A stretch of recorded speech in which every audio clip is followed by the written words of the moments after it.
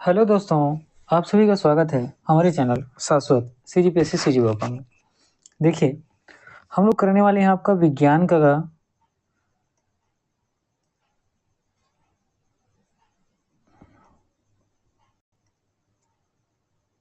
एक मिनट। देखिए, है ना, हम लोग करने वाले हैं आपके विज्ञान का 23वें नंबर का क्लास, कौन सा 23, ठीक है। और इसके पहले 22 क्लास आपके विज्ञान के आए हैं, आप उन सभी वीडियो को देखें, है ना। जितने भी क्वेश्चन मैं ला रहा हूँ बहुत अच्छे क्वेश्चन है, और आपको प्रीवियस ईयर जो क्वेश्चन है उसमें आपको इंक्लूड देखेंगे। साथ ही जो इंपॉर्टेंट क्वेश्चन है वो सारे मैं वहाँ पे ला रहा हूँ, अब जो पूछे जाने की संभावना है इस तरीके के प्रश्न को भी, ठीक है।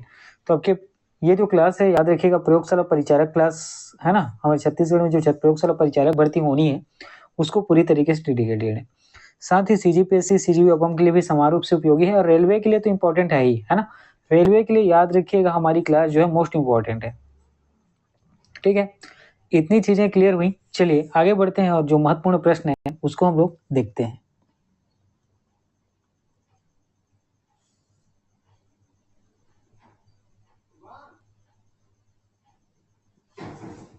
देखिए दोस्तों, ये आपका पहला प्रश्न है। सबसे पहले आप प्रश्न को पढ़ेंगे, फिर हम लोग उत्तर करने की कोशिश करते हैं, है ना। दो अस्थियों को एक दूसरे से अन्य प्रकार के संयोजी ऊतक द्वारा जोड़ा जा सकता है, जिसे क्या कहते हैं, है ना। हमारी हड्डियों की या हमारे शरीर में दो अस्थियां हैं, ठीक है। उन दोनों को एक दूसरे से, ठीक है, अन्य प्रकार के संयोजी ऊतक, ठीक है, दो अस्थियां हैं, उनको एक दूसरे से, दो अस्थियों को जोड़ना है, किसे, अन्य संयोजी ऊतक के द्वारा। इसे क्या कहा जाता है ये आपको बताने हैं। ए कंडरा, बी उपास्थि, सी अधात्री, डी स्नायु। तो देखिएगा यहाँ आपको जो सही उत्तर हो जाएगा ऑप्शन डी स्नायु सही उत्तर होगा, है ना। स्नायु जो है आपका क्या तो सही उत्तर हो जाएगा। देखिएगा, अगर आप क्या करते हैं, हड्डी और हड्डी को जोड़ते हैं, ठीक है। याद रखिएगा, हमारे शरीर में हड्डी और हड्डी को आप जोड़ते हैं तो ये कहलाता है लिंगामेंट, ठीक है। आप हड्डी और हड्डी को जोड़ते हैं तो ये क्या कहलाता है, याद रखिएगा, लिंगामेंट। उसी प्रकार मांसपेशी और हड्डी, ठीक है, उसी प्रकार मांसपेशी और हड्डी का जुड़ना जो है ये कहलाता है टेंडन, ठीक है। मांसपेशी और हड्डी का जुड़ना ये क्या कहलाता है, तो ये कहलाता है टेंडन, ठीक है। उपास्थि के बारे में क्या याद रखिएगा, ये जो है हड्डी की सतह को चिकनी रखती है, ठीक। उपास्थि के बारे में क्या याद रखना है, हड्डी की सतह को ये जो है क्या तो चिकनी रखती है, ठीक है। इतनी चीजें क्लियर हुई, चलिए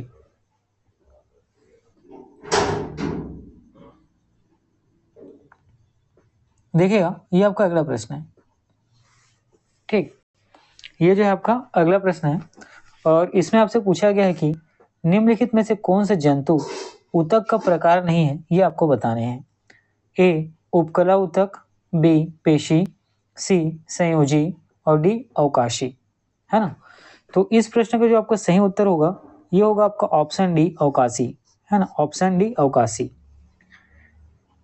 ठीक है। और साथ में देखिएगा जंतु ऊतक का मैं प्रकार बताता हूँ, तो जंतु ऊतक 4 प्रकार के आपको देखने को मिलते हैं, है ना। जंतु ऊतक जो है कितने प्रकार के देखने को मिलते हैं, तो 4 प्रकार के।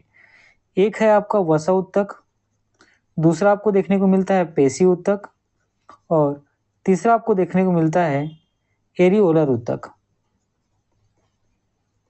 ठीक है। ये सभी याद रखिएगा। नहीं नहीं देखिए, ये दूसरा क्वेश्चन का है, ठीक ठीक समझिएगा, है ना। निम्नलिखित में से कौन से जंतु ऊतक का प्रकार नहीं है आपको बताने हैं, तो ऑप्शन, है ना, जो चौथे नंबर का है ये आपका हो जाएगा, एक मिनट, है ना। ये जो है अवकाशी जो है ना, ये जंतु तक नहीं है। अवकाशी जो है क्या तो जंतु तक नहीं है, ठीक है। मैंने दूसरे क्वेश्चन का आपको बताना चालू कर दिया था, ठीक। तो जंतु तक के ना कितने प्रकार होते हैं, सबसे पहले याद रखिएगा 4 प्रकार होते हैं, ठीक है। जंतु तक कितने प्रकार के होते हैं, तो 4 प्रकार के होते हैं, आपको याद रखना है। इसमें होता है एक तो आपका संयोजी ऊतक, ठीक है। जंतु ऊतक में एक क्या होता है आपका संयोजी ऊतक होता है, दूसरा होता है मांसपेशी ऊतक, है ना, जिसको पेशी ऊतक हम लोग कहते हैं। दूसरा जिसको कहते हैं आप मांसपेशी या पेशी ऊतक। तीसरा आपको याद रखना है तंत्रिका ऊतक, है ना। तीसरा आपको क्या याद रखना है, तो तंत्रिका ऊतक। और चौथा आपको याद रखना है उपकला ऊतक।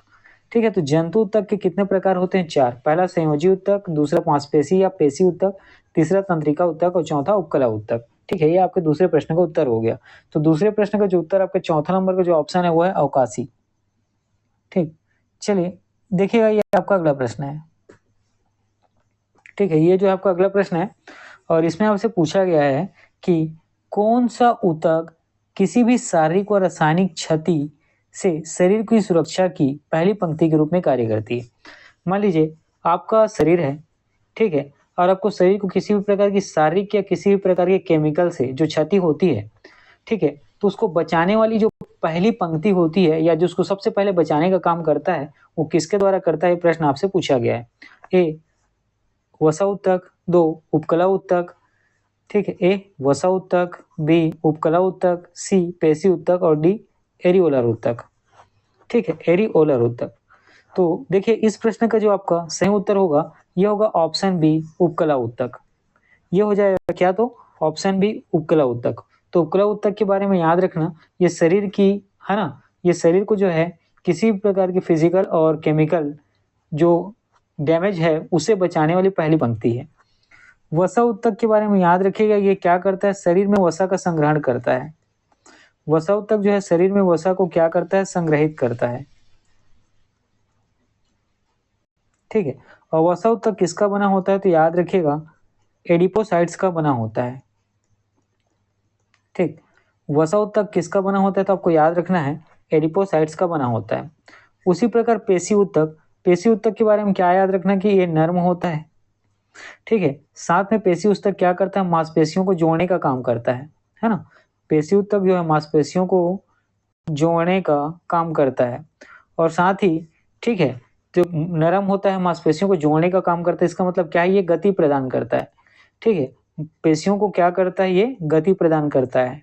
ठीक है, इतनी चीजें हुई। चलिए उसी प्रकार एरियोलर ऊतक के बारे में क्या याद रखिएगा, ये जो है ऊतक जो है, एरियोलर ऊतक जो है पानी व लवण, ठीक है, पानी व लवण खनिजों को क्या करता है? भंडार करने का काम करता है। ठीक, पानी व लवण खनिजों का भंडार करने का काम जो है एरियोलर ऊतक के द्वारा किया जाता है। ठीक, इतनी चीजें क्लियर हुई। चलिए आगे बढ़ते हैं। देखिएगा ये आपका अगला प्रश्न है। ये आपका अगला प्रश्न है और इसमें आपसे पूछा गया है कि स्तरित, ठीक है, स्तरित कहने का मतलब क्रमिक, है ना? स्तरित मतलब एक के ऊपर एक, है ना, एक क्रम से। तो स्तरित सल्की उपकला में क्या पाया जाता है? ये आपको बताने हैं। ए ग्रसनी, बी आंत, सी अमाशय, डी इनमें से कोई नहीं, है ना?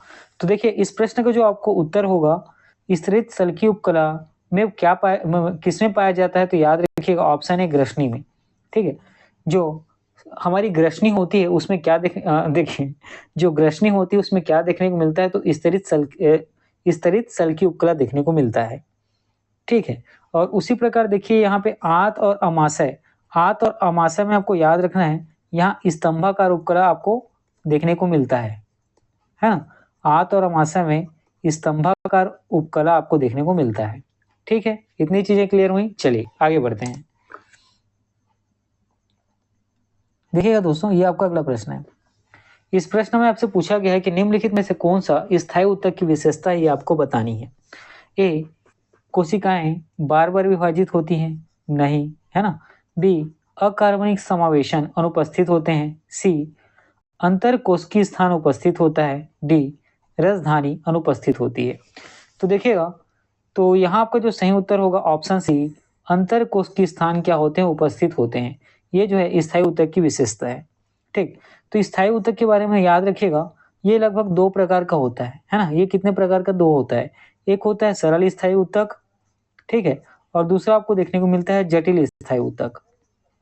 ठीक, और सरल ऊतक स्थायी भी आपको 3 प्रकार का देखने को मिलता है। सरल स्थायी ऊतक में पहला होता है पेरेन्काइमा, ठीक है, उसके बाद दूसरा आपको देखने को मिलता है कोलेनकाइमा। ठीक, और सरल स्थायी ऊतक का जो तीसरा प्रकार आपको देखने को मिलता है स्केलेनकाइमा। क्या देखने को मिलता है? तो याद रखिएगा स्केलेनकाइमा। ये जो है क्या है? तो सरल स्थायी ऊतक के प्रकार हैं।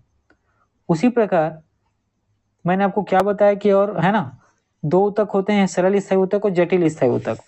ठीक, और जटिल स्थायी ऊतक भी दो प्रकार का होता है, एक होता है इसका जाइलम और दूसरा होता है फ्लोएम, है ना। एक जाइलम होता है, दूसरा होता है फ्लोएम। जाइलम जो है ना, ये क्या करता है याद रखिएगा, जाइलम जो है जल को, ठीक है, पूरे पौधों के सभी भागों में स्थानांतरण करता है। ठीक, जाइलम जो है जल को, ठीक है, पेड़ या पौधे के सभी भागों तक स्थानांतरित करता है। और उसी प्रकार फ्लोएम जो है याद रखिएगा, एक खाद्य पदार्थ को या खनिज को, ठीक है, खाद्य पदार्थ या खनिज को पौधे के पूरे भागों में क्या करता है, पहुंचाता है। ठीक है, तो जाइलम क्या करता है, जल को स्थानांतरित करता है, फ्लोएम जो है खाद्य पदार्थों को स्थानांतरित करता है। इतनी चीजें आपको याद रखनी है। ठीक है, चलिए आगे बढ़ते हैं और देखते हैं हमारा अगला प्रश्न। देखिएगा, ये आपका अगला प्रश्न है और इसमें आपसे पूछा गया है कि निम्नलिखित में से कौन सा अरेखित पेशी तंतुओं की विशेषता नहीं है, ये आपको बतानी है। ए, वे केंद्रीय एकल नाभिक धारण करते हैं। बी, ये तंतु आकार में बेलनाकार होते हैं। सी, वे आंतरिक अंगों में मौजूद हैं। डी, वे प्रकृति में अनैच्छिक होते हैं। देखिएगा, यहाँ जो आपका सही उत्तर हो जाएगा ये होगा ऑप्शन बी, ये तंतु आकार में बेलनाकार होते हैं। ठीक है, ये क्या तो तंतु आकार में बेलनाकार होते हैं, साथ ही अरेखित पेशी जो है ये आपको देखने को मिलता है कहाँ, तो हाथों में। ठीक है, ये कहाँ देखने को मिलता है, तो हाथों में, गर्भाशय वाले स्थान पर और पेट की भित्तियों में, है ना, और पेट के भित्तियों में। तो अरेखित पेशी तंतु कहाँ देखने को मिलता है आपको, हाथों में, गर्भाशय में, पेट के भित्तियों में। और ये तंतु आकार में कैसे होते हैं, तो बेलनाकार होते हैं। ठीक, इतनी चीजें क्लियर हुई। चलिए आगे बढ़ते हैं। देखिएगा, ये आपका अगला प्रश्न है और इसमें आपसे पूछा गया है कि पौधों में भोजन बनाने की प्रक्रिया को क्या कहते हैं, ये आपको बताने हैं। ए, श्वसन, बी, प्रकाश संश्लेषण, सी, पाचन, डी, उत्सर्जन। तो याद रखिएगा, पौधों में भोजन बनाने की प्रक्रिया ये आपका क्या कहलाता है, प्रकाश संश्लेषण कहलाता है। ठीक है, चलिए देखिएगा, ये आपका अगला प्रश्न है। इसमें आपसे पूछा गया है कि पौधे किस गैस को छोड़ते हैं, है ना। पौधे किस गैस को क्या करते हैं, छोड़ते हैं। ए, ऑक्सीजन, बी, कार्बन डाइऑक्साइड, सी, नाइट्रोजन, डी, हीलियम। तो याद रखिएगा ऑप्शन ए, ऑक्सीजन जो है ना, पौधे के द्वारा कौन सी गैस को छोड़ा जाता है, तो ऑक्सीजन गैस को। और पौधे द्वारा कौन सा गैस को लिया जाता है, तो याद रखिएगा कार्बन डाइऑक्साइड को। तो इस प्रश्न का जो सही उत्तर होगा ऑप्शन ए, ऑक्सीजन आपका सही उत्तर हो जाएगा। ठीक है, तो ठीक है दोस्तों, आज के क्लास में इतना ही रखता हूँ। ठीक है, पढ़ते रहिए।